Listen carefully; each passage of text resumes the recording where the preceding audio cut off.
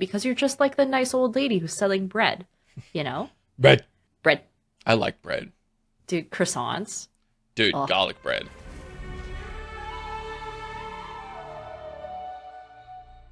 Hello and welcome back to Worlds Apart, your favorite bi-weekly world-building podcast. If it's not your favorite, keep it to yourself. We're very sensitive. Odin, how you doing? Hi, I'm good. I'm very excited. I've been looking forward to this all week. I've had Aw. so many ideas and so many things running in my mind. I'm very, very excited. How you doing? How you Wait, hold on. Wait. holding on? Doing good. Is this I don't even want to drink this. I had a separate drink ready. This is a prop drink. Audience, if you don't know what I'm referring to, watch the YouTube version of this episode. I'm so proud. Is this going to be a bit? Do one of us have to crack a can every Every time. Here's the thing. every They're single 10 time? cents recyclable in Oregon, so it's like it kind Okay. of benefits me. Okay, we can do that. We'll crack a can every recording. Sounds like a plan. It's gonna escalate. We start shotgunning them in the back. We're gonna open like Don't 3 cans at once. Tempt me, because I'll do it. We will have the footage. Okay, so how are we feeling today? Is there anything you're leaning towards? Because we haven't really talked much this week. You've been super busy with all your projects going on. I've Yeah. been sleepy.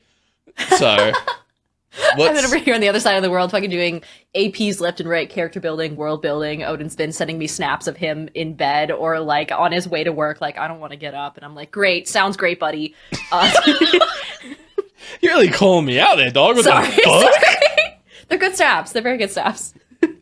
A majority of them have my cat in it as well. Exactly. He is beautiful. Turnip. Lab, throw turn up on the screen. Perfect. Lav, throw a Stunning. turnip back there.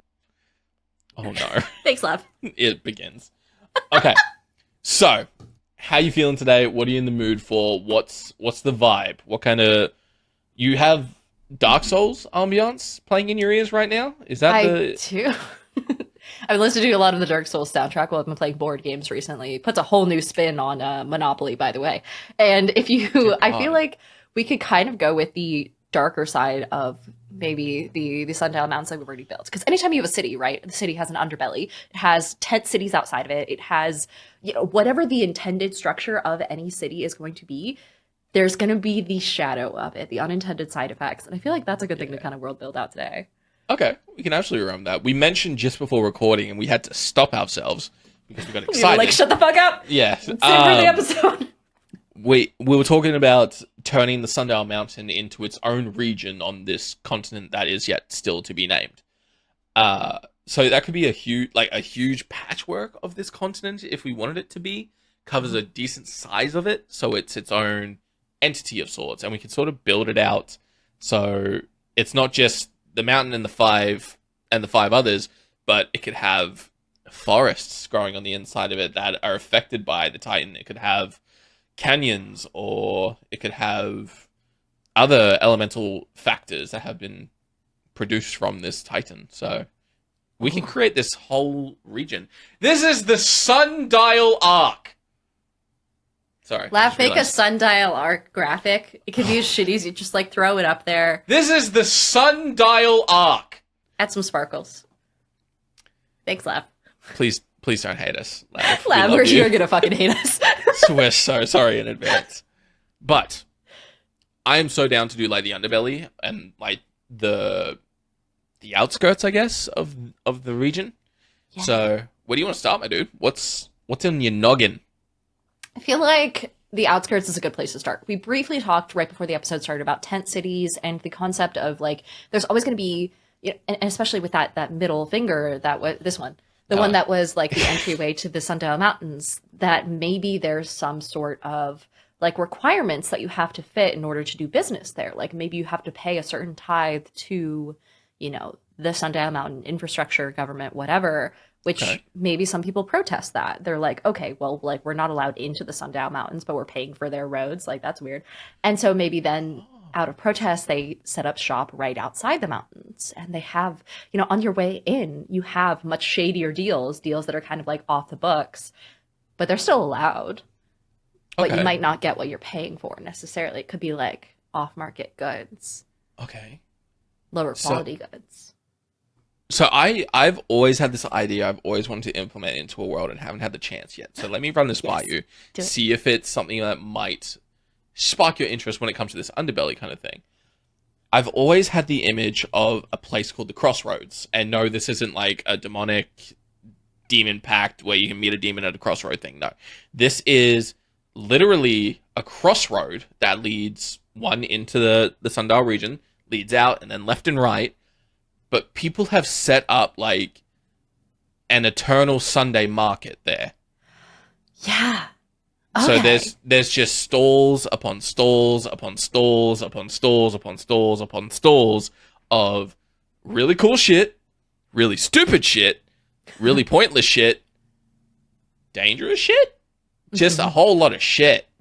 Um, but is that the kind of thing you want to go for in that sort of setting?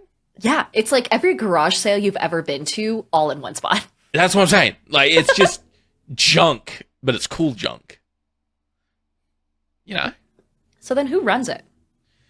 I don't think anyone does. It's just like an unspoken, like there's no set up stalls or anything, but like people just kind of throw their own tent down. They claim their own Kind of. land. Yeah. That's It's the kind whole of like point. Like a no one pays tithes or anything or taxes. yeah, because it's not on the Sundial Mountain land.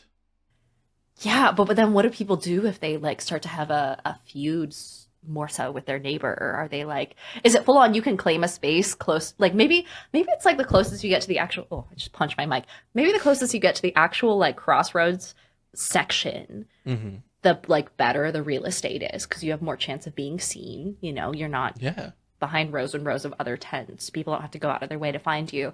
And so maybe it's like those spots are the most well guarded, but they okay. also have the best stuff because they have the most to lose.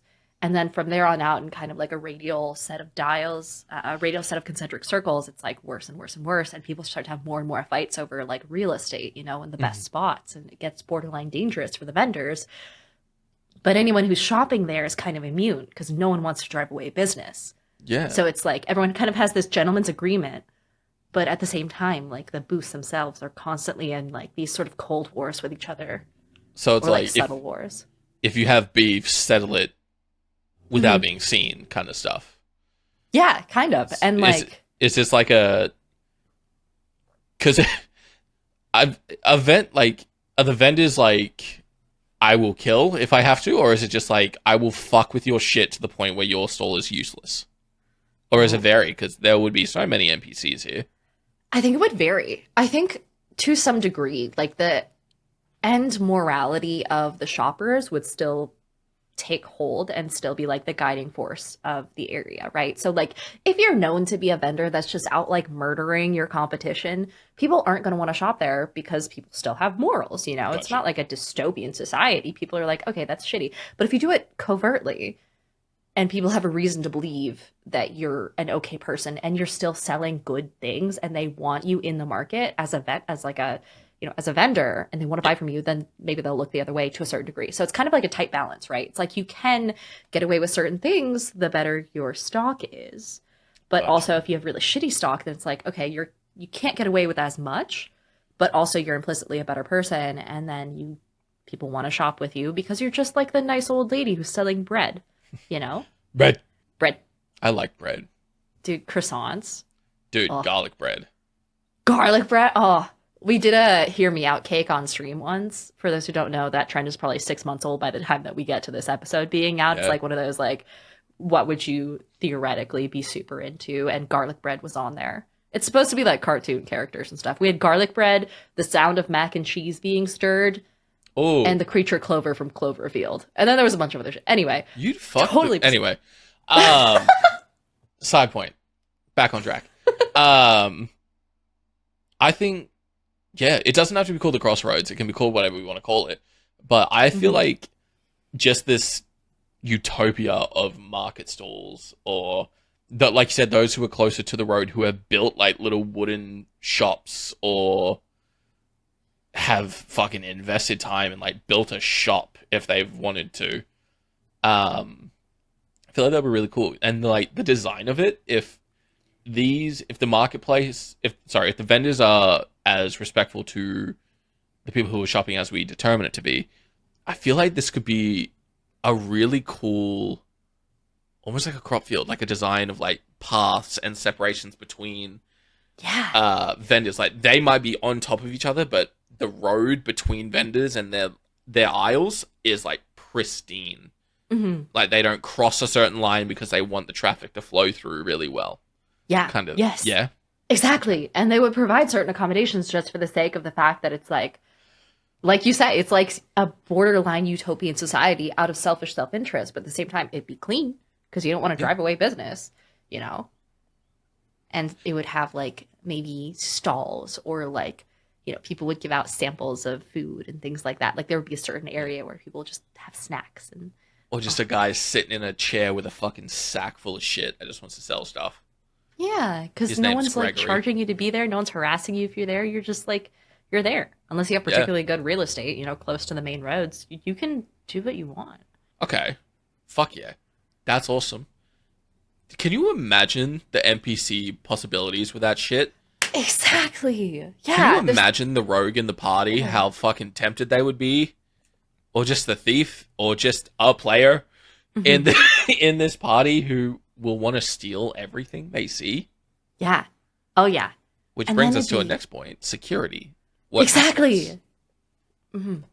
I feel like, oh God, would hired security just be like a super big thing there? Like maybe a party could wander in and then as like a passive sort of downtime job, they could just help out a certain section of, stalls, maybe even one stall in particular, if you're particularly close to the crossroads, like actual center, or maybe as you get further out, people will like pool their money together to buy mercenaries for like an entire small section of like a 6x6 of stalls or something like that. And then, Okay. the poorer folks kind of have to pool their money together to make it work. And then the party has to choose whether or not they want to make more money helping out one person or a little bit less money helping out six different, like more downtrodden souls just trying to sell their wares. Absolutely. Because I feel like those close to the crossroads would have the money, obviously, being the main traffic. So does that mean on like the outer skirts of this crossroad section, a lot of thieves are just running rampant, swiping stuff off tables, or I think so. I think that would be like an implicit risk. It's kind of like the same vibe as being a farmer outside city walls, right? Like you kind of have to. It's all right? you can afford, but at the same time, you get encroached upon by monsters all the time, and it's Mhm. it's it's kind of the vibe. Okay. Um, Well, you mentioned an underbelly. So how do you want to push your little dark underbelly side into this crossroad section of multiple hundreds of thousands of stalls? Is oh, there Are they trying to gain control of this ungoverned utopia? Are they like using it as a front to like move a lot of shit? And like, who are they? What do you want them to be? I think someone. Why not both? I feel like someone Right. who, especially when it comes to like the fact that it's Sundown Mountains, implicitly the entire area is going to have some crazy weather events just due to the nature of the mountains. So Yeah. mountains, they always cast like rain shadows and things like that, and so the weather's going to be kind of, I'm assuming, unpredictable in the area, Mhm. which means people have to be really well suited for travel when they go there. Which means they're very good at moving things long distances, which means they'd be fantastic, like drug mules or Okay. smugglers, and maybe either willingly or unwillingly, people will like smuggle things in and out all the time. I Mhm. think that's a really good start. And then the other side of it would be maybe we're on the cusp at the time frame that we're looking at our worlds. Um, Maybe they're on the cusp of someone very subtly trying to take over the market, but Yeah. in a way where they're obviously they don't want to piss off anyone because if they piss off one of the vendors from being this outside force, they're all going to turn on whoever this outside force is.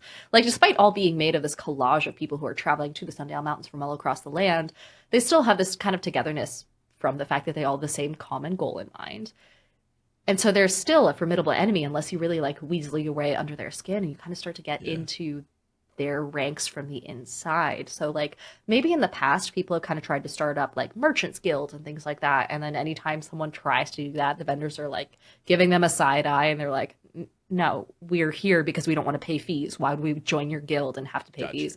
So maybe someone's kind of trying to take over the market from the inside just by gaining favor.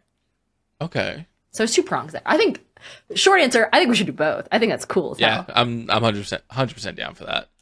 And that also brings the question, is there base of operations, for lack of a better term, suited in the crossroads? Are they in the, what did we call the what's the, which was it? It was the trading Selmia. Tell Uh, me. Selmia, the trading post mountain where they enter into the actual range. Are they based in Selmia and they travel out to the crossroads to be like, hey, buddy, friend, pal, put her there? Or are they Hmm. like suited in the crossroads and are just trying to build an empire of sorts from there? Oh, that's a good question. What would the government of the Sundial Mountains like treat the crossroads as? Like, I imagine if anything, all of the failed attempts to kind of take over the crossroads or instill some sort of power in the crossroads would have come from inside Selmia because they would be like, oh, there's this whole untapped market. Why aren't we taking advantage of them? And Yeah, then they try and take advantage of them, and everyone's like, absolutely the fuck not. And then they do not. Yeah. tuck tail and leave and go back to Selmia. So maybe it's like maybe it's an outside force only because the Sundial Mountains are implicitly so kind of like sheltered and Mhm. so not monocultural, but like just as a side effect of the fact that it's really hard to get in there from the outside. And, their culture is going to be a little bit sheltered, a little bit not super diverse. Yep.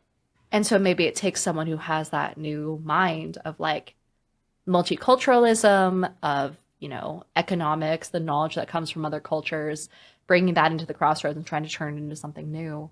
Mhm. I think it would be an outside force for sure. Okay.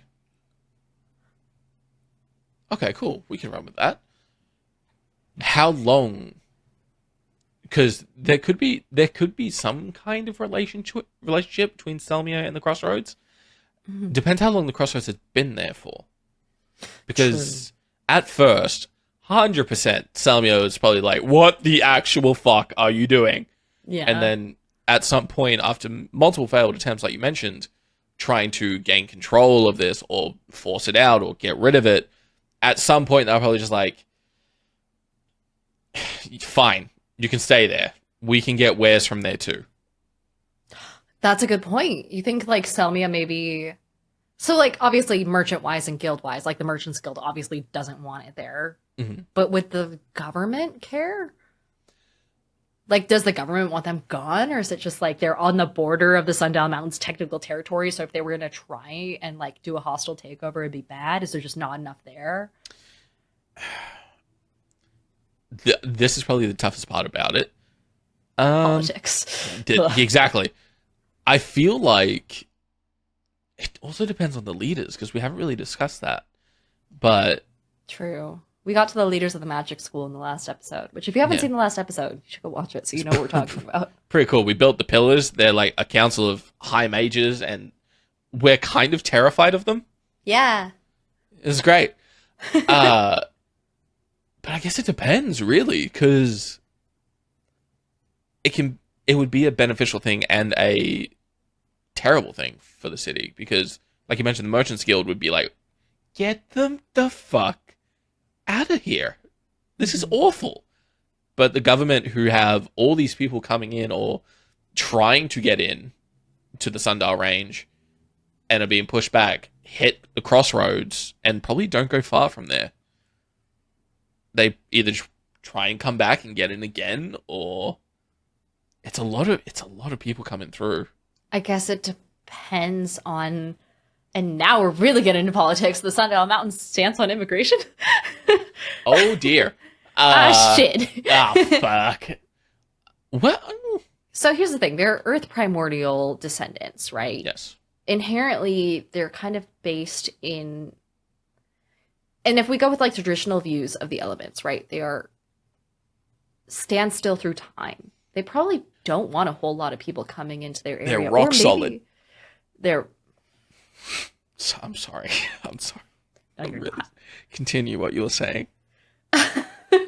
Maybe the land just isn't suited for them. So, like, maybe because we talked about them briefly, where we said that the Sundial Mountains were traversed between through underground passages. So maybe normal people, for the most part, unless they're descendants of Earth primordials or they've grown up in that culture, just inherently aren't that good at living there, Okay. and there's no desire to, for the most part. So maybe people don't want to come in. And the crossroads are like the closest that you get, where you Okay. obviously have, there's a lot of thoughts going on here. So you would have all this outside influx of materials that you can't get within the mountains, right? But people can't get much further in because as good as they are at traveling underground is a whole separate thing. It's just long stretches, it's danger, it's, not entirely knowing where you're going, false paths everywhere. You don't know if the tunnel that you're traversing is carved out by yourself or by, predecessors or by purple worms that just happen to cross over. And so maybe it's just such hostile territory that people exist in the crossroads because that's the furthest that they can get with or without the government's help. And so the merchants are like, hey, we kind of want to integrate these people into our guild and into the merchants guild and make them do business in Salmia. Mm-hmm. But people don't want to because doing business any further than that just isn't worth the tariffs or not tariffs, but isn't worth like the taxes and like the costs associated because there's not much further you can go. And so the government wants to keep them there because that's where you get most of your supplies, and that's as close as other people can get. Okay. So that kind of makes sense. That was a long. It does. No, it absolutely makes sense because I forgot that majority of the people like in the Palm in what do we call it? Sorry, folks, still learning the lore ourselves, so do give us time. Katomia. Yeah, sorry, we haven't memorized an entire world yet, audience. Yeah. It's never going to happen. But we'll build out something that you can take a look at if you're looking at keeping notes and following along. We'll figure it out so you don't have to. So, but our prime mountain, Katomia, that's what it was called. I forgot that we made it that majority, if not all, of the people who dwell there are underground. So over the years, centuries, and just time in general, above ground would have just grown. Then we get our forest and like all of the wilds and like the beasts that have adapted to survive in that realm. And like, I have no doubt within the Sundown Mountain Range, there are maybe like one city that is above ground that has a solid rock wall around it, defending it from everything that dwells around. But I forgot we made everything underground, and above ground would borderline be untouched. Yeah. So we have a lot to play with when it comes to building this natural region that is fucking dangerous because the natural elements have been able to run wild. Mm-hmm. And they'd all be touched in some way, I imagine, from the influence of Cato's hand. And so it'd be like they're all amplified. Maybe a little bit fucked up in some sort of like earthly way. Instead of boars, there's giant boars with rock tusks. Yeah! Oh my god, like tusks made of full-on like diamond or granite or something, or... Yeah, actually, that would bring a really... And, okay, so, bringing it back. For your underbelly of sorts, what if it's like a poacher's guild? Oh, because they would be so difficult to fight because of the implicit nature of like everything that's based out of the earth tends to be pretty fucking hard to shoot an arrow at. So maybe they're just so highly specialized. And oh man, and so they use special tools, special materials in their weapons that are like perfectly suited for, maybe it's adapted from a mining guild. Maybe it's like some offshoot that is meant at one point to protect miners, but that at the same time uses like a portion of the materials that they find that happen to be really good against rock type materials to combat beasts above ground.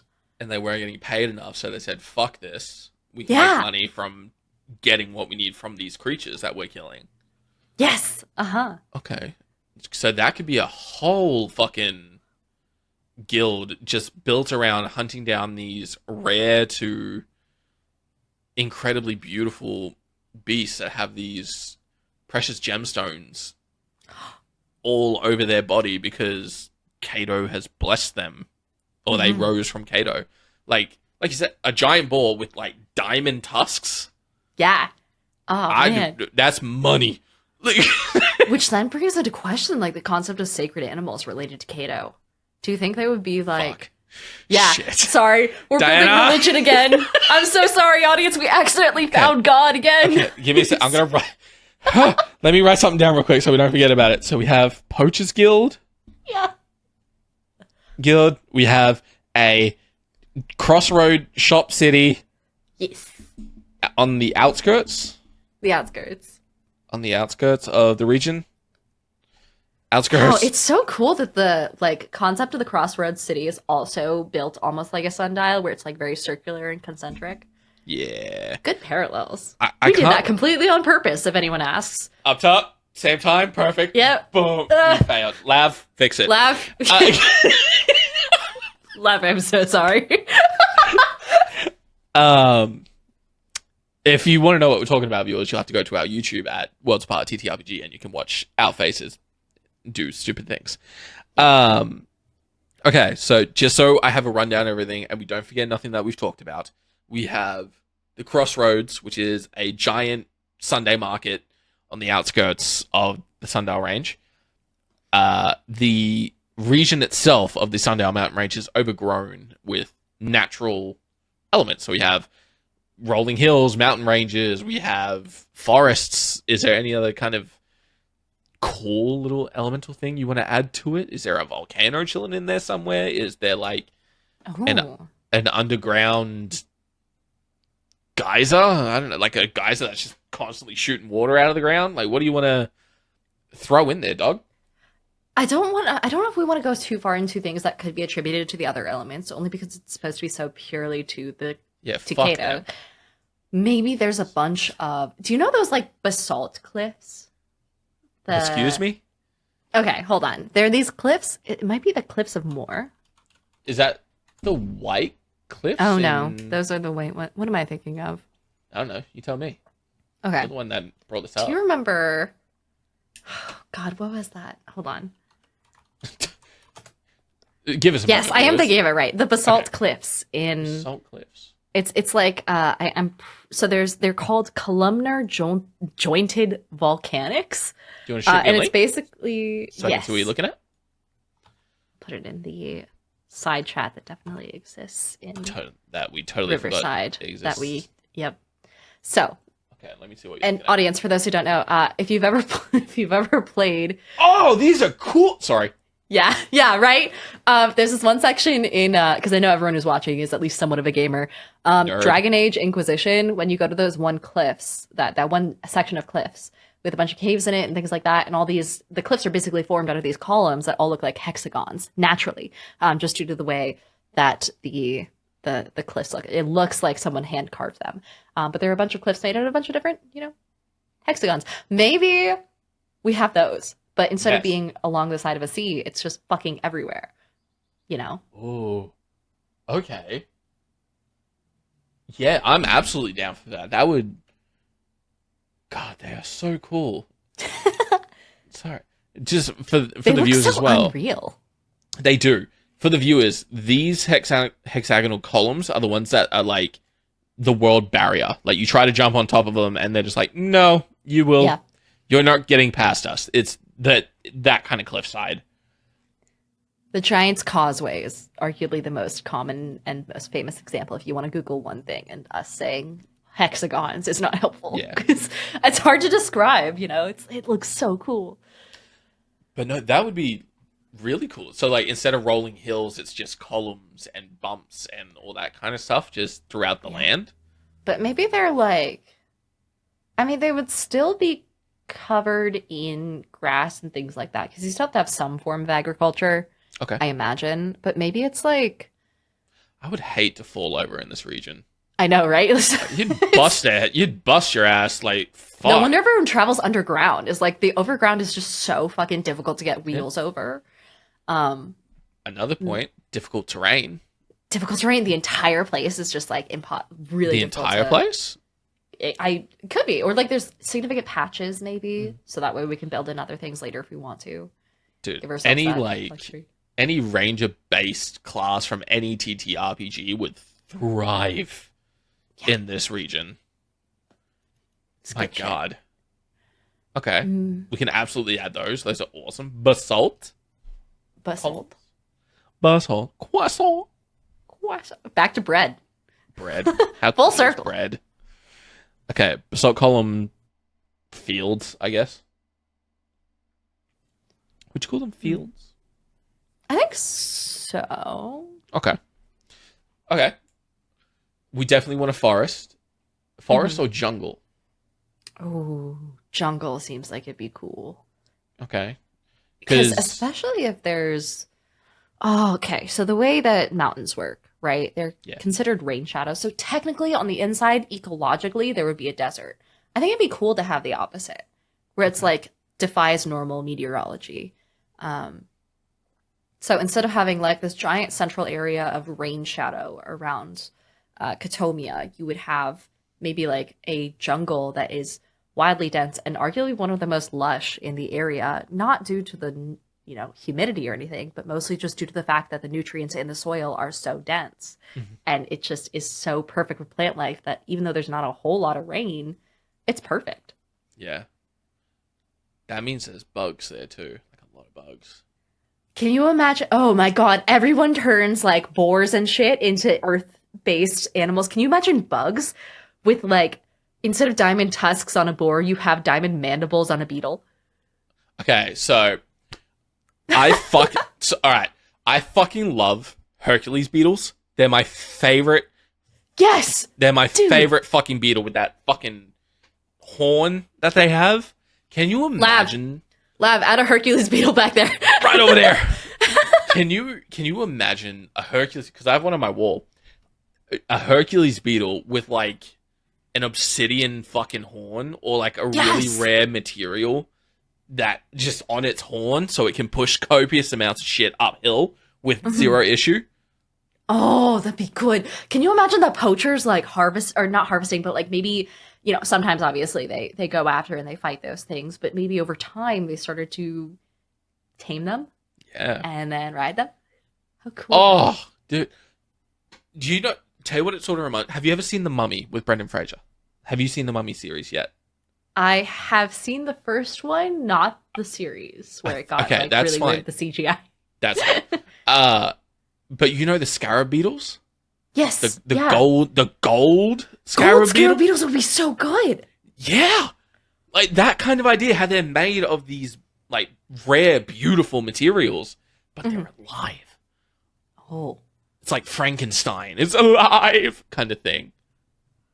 you know what this begs into question is what do we use in the Sundial Mountains for currency? Beetles.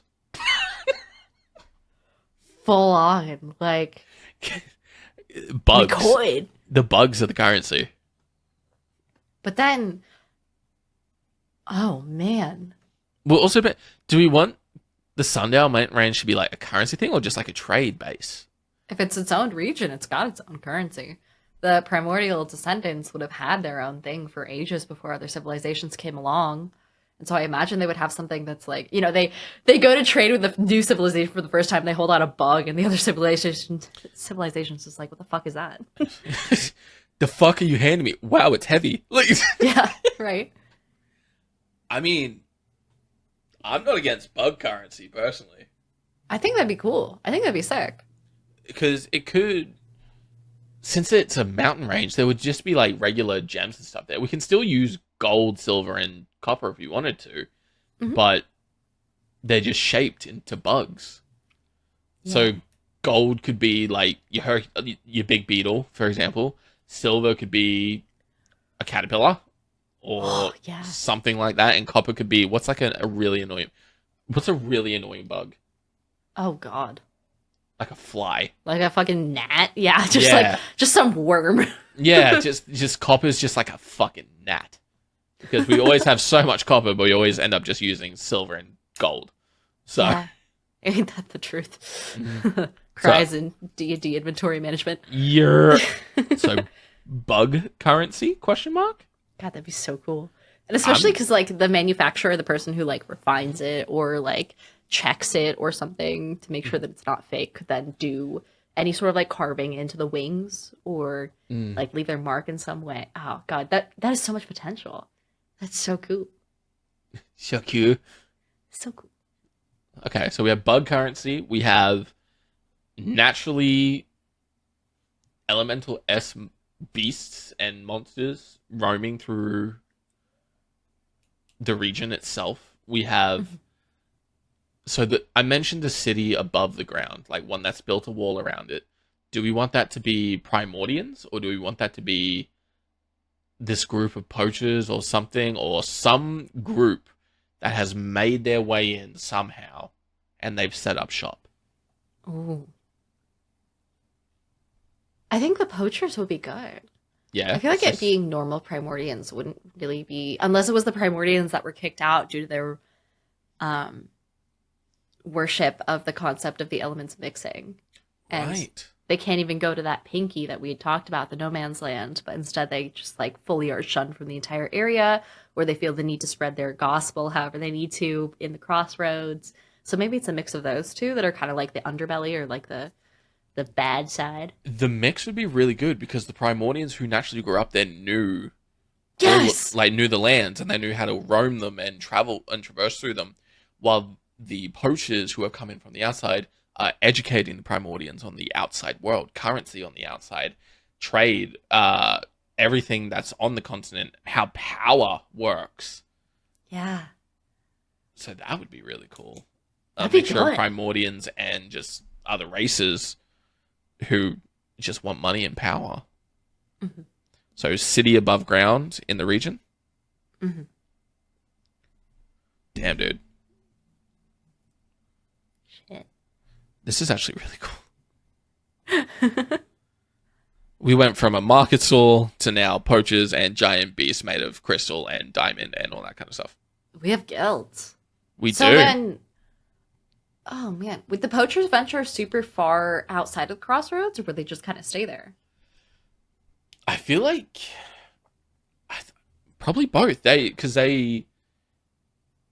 would probably travel to the crossroads to trade these items that they've procured from these creatures. Mm. So they probably, what's their end goal though? Because if they're just trading for like food and stuff, okay, you can survive in a dangerous land. Cool. What's their like motive? Are they looking for something? Maybe they have an implicit interest in the elements mixing, and so they're supplying those like quote unquote traitor primordians back to that pinky finger mountain that we talked about. And so they're almost like seeding a rebellion from the inside, where they're feeding them more information, feeding them more tools, using techniques and smithing techniques and things Okay. like that from the outside world that they learn in the crossroads. Maybe the Sundial Mountains are actually just so xenophobic. Yeah, I mean, yeah. I don't know. Either that, or I would say that maybe they just have, it's a coalition of people who are just interested in their own wealth. Like any normal thieves guild is, it's pretty rare that they tend to have full on like larger, I guess, like doctrines that they follow.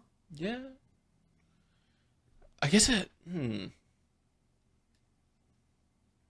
Well, we also another thing we haven't really tapped into is the lore of the region itself. We know that Kato fucking fucking brought it up Just from the slams. ground, Yep. but like, what what's there, dog? Like, what has happened over the centuries in this region? Have evils been locked away? Have things been discovered? Did Was there a spell that went off and there was a ricochet effect that like shot into the ground of the Sundial region? Is there an unfound temple that was before Kato there? Like, Oh, what we don't know what's in the region. We haven't really. Sort of what we're figuring out now. yeah. That's a What's good point. what's the lore of the region? After the hand went up and the Primordians slowly came and the mountains were built and the cities were made, what was happening when our focus is taken off of the cities and placed in the region itself over those years and Maybe. centuries? Was there anything that came before the Primordians and before Cato placed his hand down that was suddenly displaced and then covered up? I mean, primordials historically in most settings tend to be the first things to exist in an area, Mm-hmm. but in I think in like the historic D&D setting, there were like giants feuding with dragons for a Yeah. while before, the primordial chaos split into whatever it was, or after, or soon after, or something like that. So maybe there was some other creature that exists in the area that is trying to like, hmm, Something that fed on elementals. or moved in because there were suddenly so many elementals there. Something that's dormant. Yeah, that's like, oh my gosh, we have this new earth-based food source of some variety. It could be the primordials themselves. It could be something that they produce. Maybe it's like these things just happen to exist really well in caves, and now all of a sudden that the society has moved in and there's so many caves, they're like, oh, we could thrive here, Mm. and it's become a point of contention. Maybe it's not humanoid. Maybe it's a creature of some variety or alien-like, some aberration, Mm-hmm. Something that just crash landed on the earth. potentially, or just is less fathomable. Maybe something from deeper underground, because we've been thinking surface level pretty far. You're not wrong. So, like something from the core. That's like digging its way up at the same time that the primordials are digging their way down. Oh, I had an idea. Yeah. So, obviously, we have earth, fire, water, and air. And they were the first things on this world. Before the gods, the elementals were here. We'll say that. Mm. What if the elementals were interlocked and holding something in? Oh, and they were like separated Yeah. almost forcefully. Yeah, like something so major happened that they shifted and cracked. Like a tectonic plate kind of how that pressure just snapped and now there's this gap where something is feeding out of it. So Yeah. it could have even been when the gods arrived, this huge diverse new power that had entered this area, and the primordials who were stopping this one thing now had this new thing come down, and they're like, well, we need to stop that too, or we So need to they're figure like out how to slowing work. the flow out. Yeah. Oh, so what would it be then? What's something that's not any of the four elements? Because I know, like some games go with like the concept of a void, or like Hmm. magic, or like pure power, or evil as a taken form. What's the fifth element there? Bruce Willis, if you're listening, huge fan. Love your work. Um, I don't know. That's the thing. Because, like you said, a void or like magic or some kind is a pretty reoccurring common thing when it comes to like this ultimate evil force that's going to come out and take over or whatever. So, what is something? Part of me thinks like this is going to sound funny, but like I think you'll understand what I mean. I feel like it's kind of like a kid who doesn't really understand what they're capable of. Like some avatar Kind of some of. variety of some force. Kind of. I don't know if it's like a brand new element that even the primordians don't understand. And they're like, we need to keep this thing controlled. And the only way to do that is to like lock ourselves together. Or if it's a god or I don't know. I feel like it would be really cool if the elements were trying to keep something in though. What if it was? What if it was the first god? Where instead of sitting back, setting the primordials free across the material plane, and then just watching what happens, what if the primordials just like rebelled, full on like, and then just locked? Oh no, it's like Tartarus vibes almost, isn't it? A little too closely. But maybe it's like some unbridled force of something, Divine? some divinity. I This don't is know. hard. It is. This is I'm stumped. Um, Shit. I really do like the idea of them keeping something locked in though. They should 100%. Um, And then it could be something, so it's got to be something that the elements inherently can have power over when they work together and create this like joint prison between the four elements. But at the same time, if it got out and was unbridled, it would be bad. Maybe like a disease of some variety or like some. Like a plague, or do you want it to be like a corruption, or A corruption would be good. okay? What Something kind of that like would corrupt anything that's not so pure as the elements themselves, maybe? What if it's Because a how do you corrupt pure rock or like pure air, you know? What's the? Because I feel like it's kind of like making the elements dangerous, but the elements can do that themselves. But what's okay? What's corrupted fire? What do you think of like when fire becomes corrupt? Like first thing, just start saying words. I think of Whatever like comes to that. mind. Oh God, like a cursed fire of some variety. Granted, I've been playing a lot of Divinity, That's so fine. I think of like some fire that's no longer, red or yellow red to white hot. I think of something that's more like purplish or bluish or something like that. Something that's a cool color. Maybe it's got, um, What if it's like an evolved form of an element? oh, like unbridled, like more powerful. Kind of.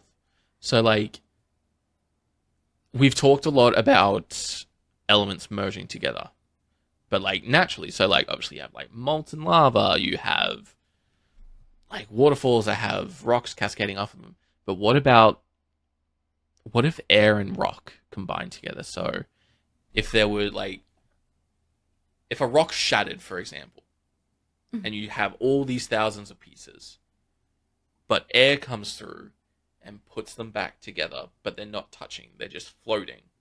But it's a solid object that could be utilized. I don't know what I'm trying to say. I have an image. This is in my me trying head. to describe the fucking basalt columns earlier. Yeah, I that's was like, fine. they're hexagons, bro, but they're not fucking. They're like in Ireland somewhere. It's over yonder. But like, I don't know. I feel like a corrupt version of the elements. So, like a fire burns and like leaves ash. What if there was a fire that left nothing? It just disintegrated. Oh, a consuming fire. A consuming fire. Full on, just like takes energy Yeah. and defies all laws of physics. Like full on, there is no reconstruction to be done. You just Yeah. have to bring shit in from elsewhere. It can't be stopped. Unbridled. So what does Yeah. that mean for the other elements then? Like, what would unbridled earth look like? Would it just be? Oh, I imagine it would be almost like a series of stalactites and stalagmites that just encroach so quickly, as opposed to, because you know how stalactites are, sorry, yeah, stalactites and stalagmites are built by water carrying minerals and Yes. building a column over time through deposition. Instead, maybe they build from an inward source so quickly without the influence of water that they shoot out in all various directions, almost the same way ferrofluid looks when it's exposed to a Oh. magnet, where it's just like spikes everywhere and it's so inherently hostile. It's like physically difficult to build around. Like they are just so spiky and so sharp that you can barely approach them. If you're not careful, you can impale yourself just by slipping. Like it's just difficult. And it's Yeah. also not useful. It's like you can't mine it. It doesn't come up with any sort of minerals. It's not harvestable. It's just If it detaches from the encroaching. core, it kind of just crumbles in a sense. yeah, or it turns a different color and it's just like fucking Useless. it's just raw. It's just useless, but it's like annoying and like it would take over civilization in a way where it would start to like destroy the actual proper foundations of buildings if left to grow. Okay. Almost like a tumor. Yes. But then what about the other two? Water and air. I mean, air could just become poisonous. Ooh. It's like I you're just, like that. it's just like you're breathing in carbon dioxide all the time. Hmm. So it's like kind of like suffocating. Yeah. Just Like, you- like fucking thick. There could be like if this thing was getting out and like, leaking into the world, there's just pockets around the world. Like if you walk into that pocket, you lose your breath. You can't breathe. Mhm. And there's no way to decipher where it is and where it isn't because it's air. It's just there. Unless there was like, I doubt you're not a fan of scary movies, but there's this movie called The Fog where there's just roaming fog. If you walk into it, you die. There's things in there that just kill you. If there and was that's different from The Mist by Stephen King? It might have been The Mist. I could have been getting it wrong. Oh, holy shit. We should watch that movie again. Oh my god. Absolutely should. But like, there could just be this roaming fog of suffocating air. And then water, God, it could just be acidic. Oh, okay. Yeah. And then it like spreads. Any other water that it touches becomes corrupted, and it would be a threat to pure water across the land. Yeah, it's this like, living organism. It's this living organism that literally corrupts all elements. So can you imagine if that thing got its hands on combined elements? Yeah. Yes. Oh my gosh. So the reason that the primordial like descendants and the primordials hate the combination of elements so much isn't necessarily from some sort of prejudice, or it seems like it is when you're listening to your grandpa talk about why you shouldn't mix with other elements. But in reality, it's a genuine threat because of the fact that like it could be a conduit to this chaos getting into the world through ways that they couldn't have predicted and that they can't cage. Yeah. And every time they are combined, it's a reminder of this thing that could have been forgotten fucking centuries ago. Mm-hmm. Because we talked about manifestation and the gods, and if you're forgotten, you're forgotten. Unless there's one thing holding you to this world. And if this thing is in the world itself, caged by primordials, you can't really get out of it. Yeah. So then... So there would be, like, myths about corrupted elements before time. Yeah. Uh-huh.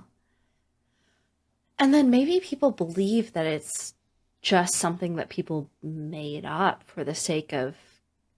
It's like the boogeyman. Yeah, but then in reality, if you start to listen to the myths, the people who give them actual credence, who are like, and they're pretty rare among the people who try and mix the elements, the people who actually listen to the myths and who are like, well, maybe this is true, or like, maybe there's a seed of truth in there somewhere.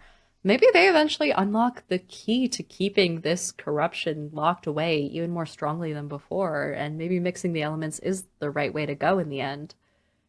Makes them stronger than they are alone. But society as it is hasn't been open to that, and they're like, why would we? They haven't been open to trying. I think we're onto something. I love this. We are at the end of this episode, though. Oh! I want to put it out there. We started with like, oh yeah, what would we do if there was like a tent outside city walls? And now we went to the fucking fate of the world is at stake. And there are elemental corruptions and various guilds that we still haven't named. We haven't named shit, by the way. No. That'll come later. We'll work on it. But that's beside the point. Diana, where can everyone find you? Hello, I am Diana Faye, also known as Diana the Rose. I'm a tabletop gaming content creator who is on all platforms. Whatever your platform you're thinking of, I'm there. Yep. Twitch, I'm part of the Latin Guild and Pride Guild, working on the Women's Guild to get all 3 Infinity Stones. And then I'm also a long form and short form creator on YouTube and a short form creator over on Instagram and TikTok for as long as it lasts. And then I just fucking do whatever. I'm here. So that counts as well. Out here. We out here, specifically here at Worlds Apart. Odin, where can they find you?